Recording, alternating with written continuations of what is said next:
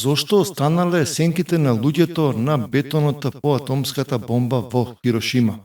Кога во утринските часови на 6 август 1945 година првата атомска бомба експлодира над Хирошима, жителите ги извршувале своите вообичаени обврски.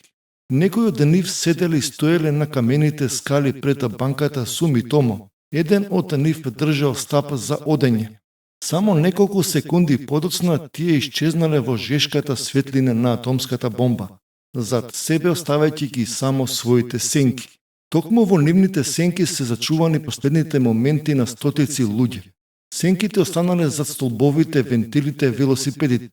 Кога атомската бомба мало момче експлодирала на 1900 метри над градот, блесок на силна светлина изгорел се што допрел.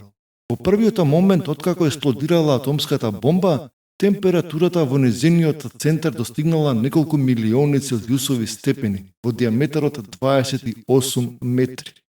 Една секунда подоцна топлотниот бран се ширел и ја уништил секоја органска материја пред него.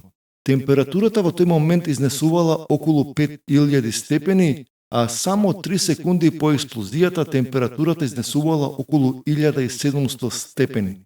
Топлината на експлозијата била толку силна, што избелила се во својата зона, оставајќи морничеви сенки на човечки силуети каде што се наоѓале самите луѓе. Кога експлодирала бомбата, интензивна светлина и топлина почнале да се шират од местото на самата експлозија, а предметите и луѓето на незиниот пат ги штителе предметите зад себе со апсорбција на светлината и енергијата.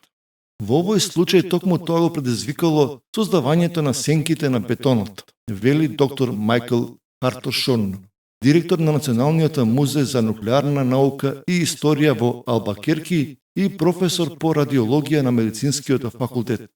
Со други зборови, тие морничави сенки всушност ги обојуваат боите на тротоарите или зградите пред нуклеарната експлозија. Ако нешто се најде помеѓу зрачењето и зидот или која било друга површина, тој дел од зидот нема да биде обоен. Може би непознатата сенка наречена Хито Каге но Ишии, која стана еден од символите на Хирошима, она е на лицето што седи на скалите. Во превод значи човечка сенка врежана во камен. Тротоарите со сенки биле извадени и однесени во Мемориалниот музеј на мирот во Хирошима. Сега таму посетителите можат да ги видат сенките на Хирошима одблизу како потсетник на ужасите што ги предизвикува нуклеарното оружје. Поголемиот дел од сенките што не биле пренесени во музеот биле измиени од дождот. Последиците во Хирошима биле без преседан. 1/4 од населението во градот загина во експлозијата, а другата четвртина почина во наредните месеци.